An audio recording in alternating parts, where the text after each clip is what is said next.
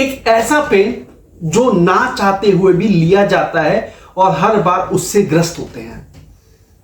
क्या आपके पापा के साथ आपकी उस तरीके से नहीं बनी है जिस तरीके से आप कल्पना करते हैं?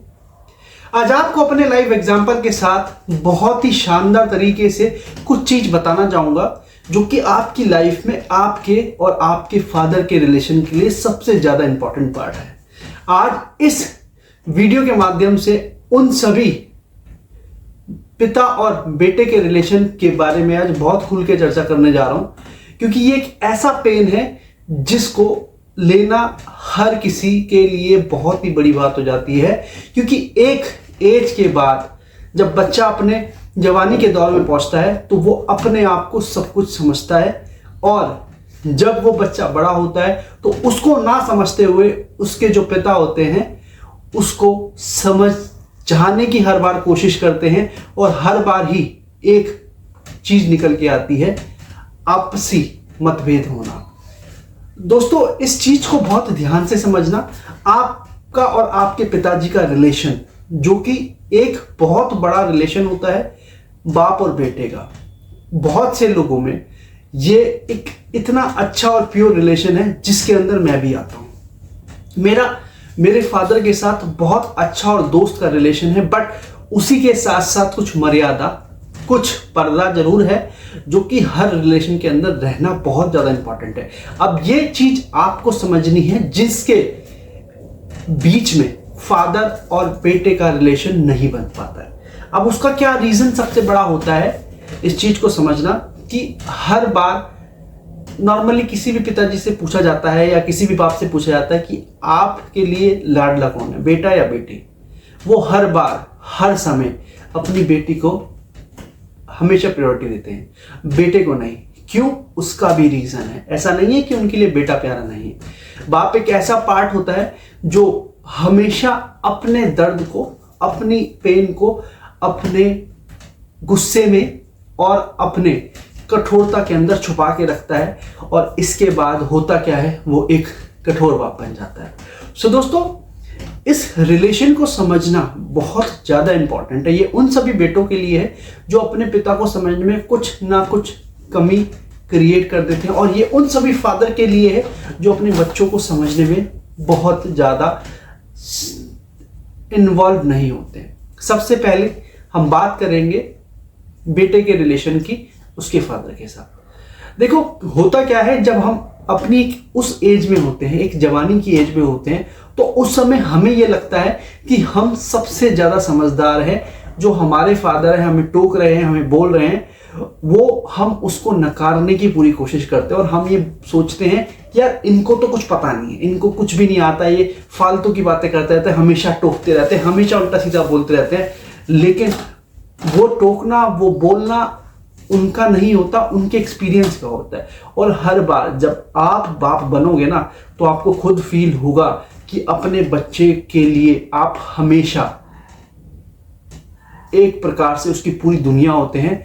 और आप चाहे कितने भी बूढ़े हो जाए, आपका बच्चा चाहे कितना भी बूढ़ा हो जाए, लेकिन अगर आपकी एज 100 साल है और आपके बच्चे की एज 80 साल है ना, तब भी आप उसके लिए, या वो बाप के लिए, वो बच्चा वही लाडला बच्चा होता है, वही छोटा सा बच्चा होता है जिसको कुछ भी नहीं पता होता। एक बार एक अमेरिका की रिसर्च के थ्रू एक कोर्ट के अंदर केस चल रहा था, और केस ये था कि एक फादर जो कि ऑलमोस्ट 100 इयर्स का होगा, और वो उसके खान पान के थ्रू वो बहुत ज्यादा हष्ट पुष्ट था और बिल्कुल एक्टिव था, खुद ड्राइव कर सकता था, और उसके ऊपर चार्ज ये लगा कि इन्होंने रेकलेस ड्राइविंग की।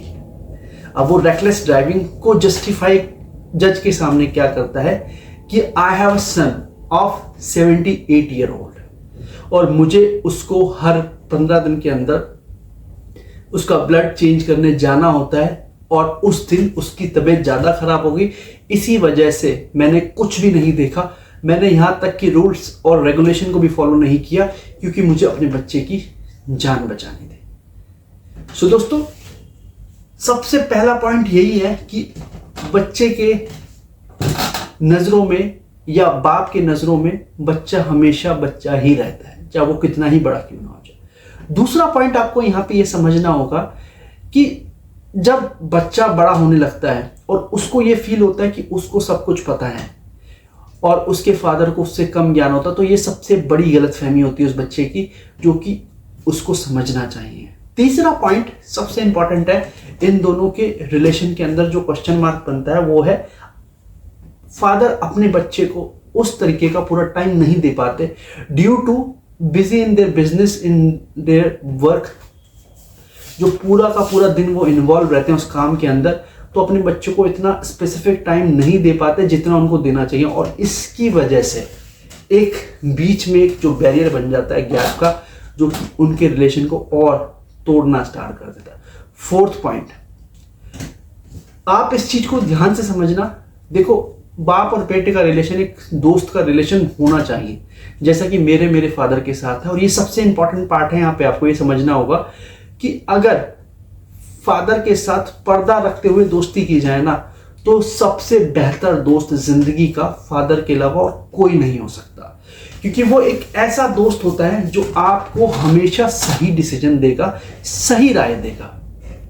और दूसरी चीज ये है कि फादर के लिए भी सबसे बेस्ट फ्रेंड उसका बेटा ही हो सकता है, क्योंकि वो उसके उस वक्त पे काम आएगा जब उसके साथ कोई भी नहीं खड़ा होगा। सो ये जो रिलेशन, म्यूचुअल रिलेशंस होते हैं, ये इतने ज़्यादा इंपॉर्टेंट होते हैं क्योंकि आपसी चीज़ों को उसी तरीके से मेंटेन करते हैं। फोर्थ पॉइंट, यहाँ पे आप इस चीज़ को बहुत ध्यान रखें कि फादर का एक्सपीरियंस हमेशा बेटे के काम में हर बार आता है, और उस एक्सपीरियंस को लेना बहुत ज़्यादा इंपॉर्टेंट है। फिफ्थ पॉइंट जो कि आपको ये समझना चाहिए कि देखो, जिस तरीके से आप अपने बच्चे के साथ रिलेशन को अच्छा मेंटेन रखना चाहते हैं, तो बीच में एक रिस्पेक्ट होना बहुत ज़्यादा जरूरी है।